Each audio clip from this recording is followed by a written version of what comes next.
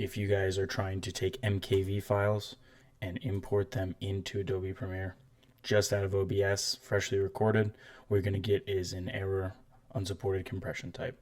I found a really quick method to fix this. All you have to do is go into OBS, go to File, Remux Recordings.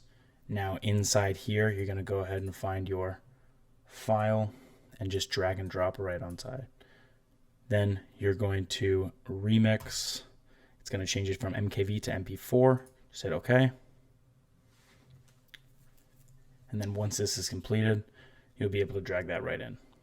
All the other methods that I've tried using try to get you to download something feels a little scammy, so I just figured I'd give you guys the best way that I found to go in here and do it right after a fresh recording so you can get right back into editing. As you see here, it's an MP4 file. Now let's take that and drag it in here. Moment of truth, here it is. All right, have a good